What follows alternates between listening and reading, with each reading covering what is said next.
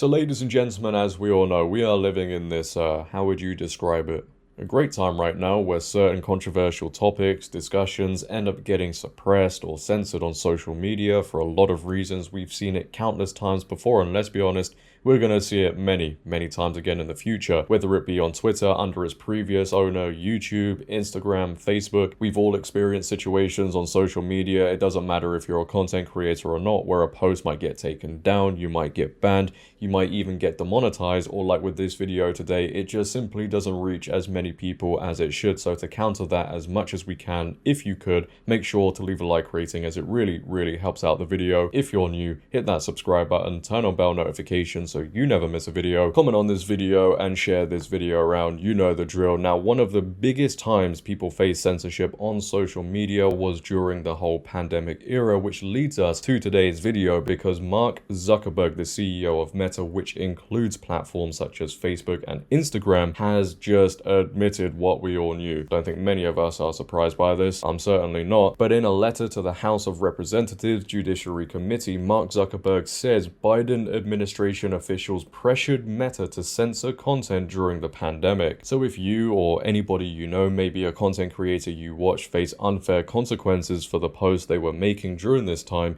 it was because of the US government putting pressure on Meta to censor that content. It's clear to see the US government does love its people. And don't get me wrong, it's definitely not just the US government. You know, multiple governments out there were also doing the same thing. Zuckerberg said he regretted not speaking up about this pressure earlier, as well as other decisions he had made as owner of Facebook, Instagram, and WhatsApp around taking down certain content. This included content Zuckerberg said was humor and satire, with government officials expressing a lot of frustration when Meta didn't agree to do it, he alleged. So even humor and satire was to be censored at this time because of government officials. You make a joke about the whole time, maybe a joke about a mask, maybe lockdown, anything else. Well, how dare you do such a thing? How dare you question the narrative with a joke?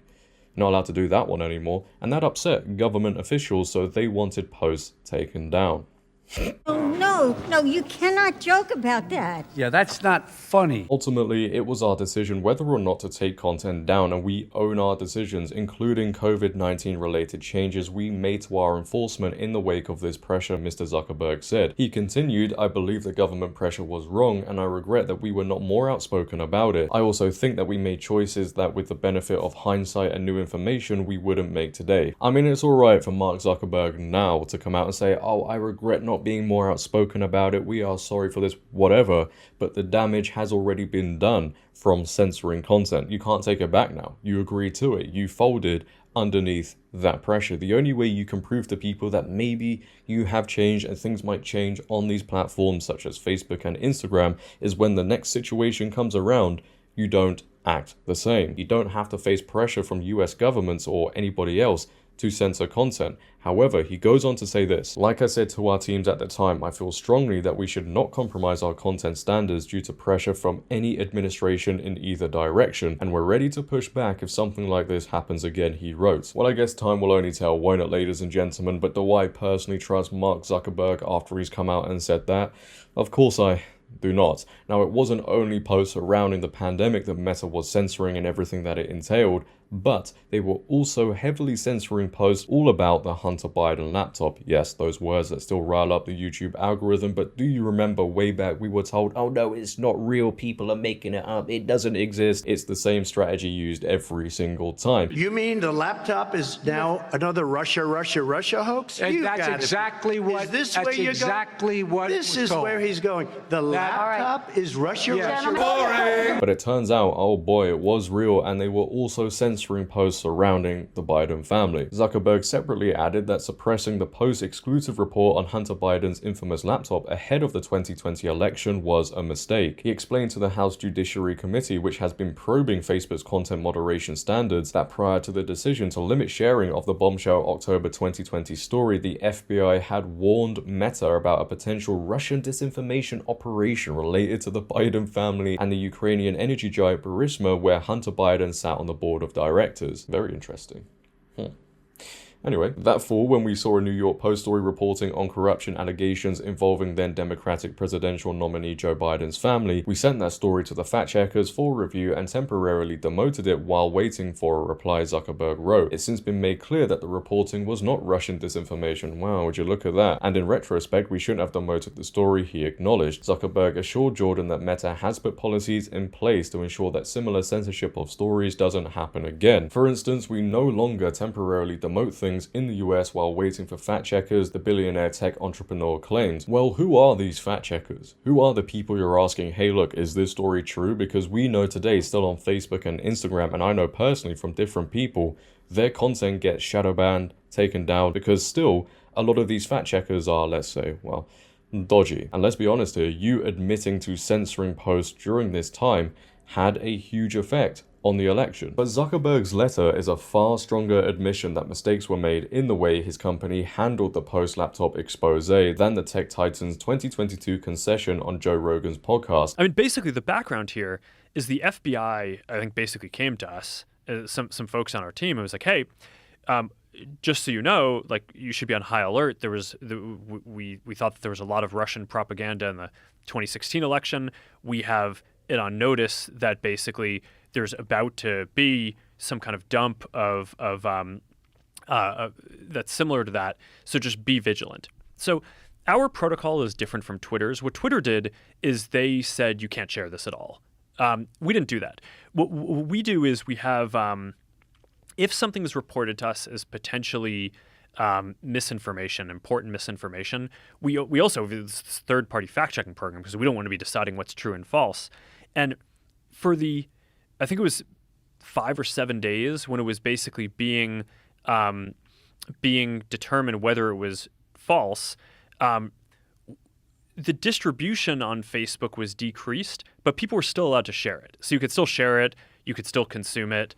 So when you say the distribution is decreased, it got shared. How does that work? It basically, the ranking in newsfeed was a little bit less. So fewer people saw it than would have otherwise. Is there regret for not having it evenly distributed and for throttling the distribution of that story?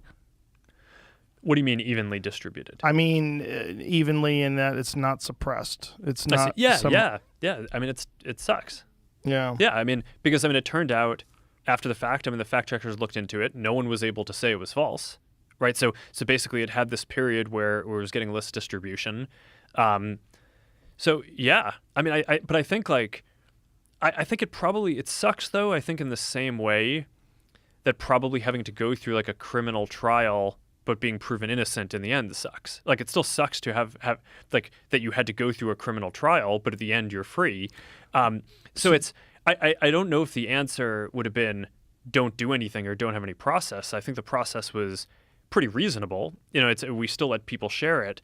But obviously you don't want situations like that. So it just shows you, social media ultimately isn't controlled by the people who claim to own it or the CEO. It's controlled by the higher-ups because all they have to do is send an email and that's it. Oh, you must censor this content and that one, by the way. And they go, okay. Which I guess is why many people are now grateful for the platform X, because it does allow more freedom of speech. And this is why the elites do not like it. They want to get rid of X. We all know, for example, the UK government would like X to be gone. They want to control what people are seeing. They don't want people expressing freedom of speech and questioning the narrative. They hate it. Could you imagine right now, let's just think about it, if Elon Musk didn't buy X, what position would we be in today? I think things would look very, very bad. I mean, imagine if we had X on the other hand during the pandemic era.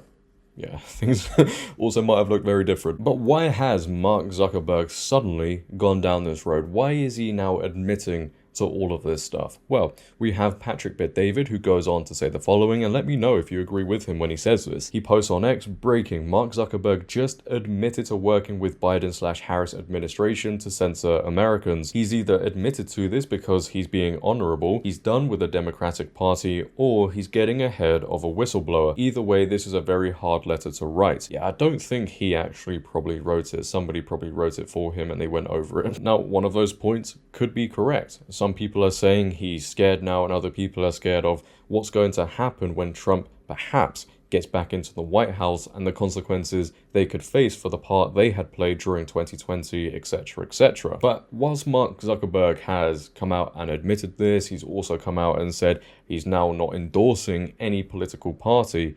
I think his words don't really align with his actions. The Daily Caller go on to report, Zuckerberg-backed group promotes $6 million election grant from left-wing non-profit. A left-leaning organization backed by META CEO Mark Zuckerberg is promoting a $6 million election grant program to support local election officials from an influential left-wing non-profit, the Federalist reported Friday. The Center for Tech and Civic Life allegedly told election officials to participate in a more responsive government 2024 grant program associated with the Institute for Responsive Government. According to emails obtained by the Federalist, the CTCL funneled $350 million to states across the nation in 2020, with Zuckerberg donating $328 million to the organization, according to Influence Watch. The new grant program, a more responsive government 2024 grant program, is just the latest scheme by the left-wing non-profit network to use progressive activist billionaires' funding to influence election offices, implement the left-wing election administration agenda, and impact the outcome, Ned Jones, director of the Citizens Election Research Center, told the Federalist. These activities should be banned like they have been in 28 states in every state. This is why I don't think Mark Zuckerberg coming out and admitting to all these things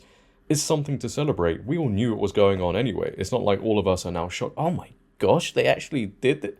We all knew it was happening. You just had to post something during 2020 and you found out pretty quickly. I mean, look, he is still allegedly backing a left-leaning organization to push left-wing ideas and influence election offices. Doesn't sound like somebody who's not going to get involved with the election, does it? So who knows why he's truly sent out this letter? I want to hear your thoughts down below. Why do you think Mark Zuckerberg has now come out and admitted, again, what we all knew?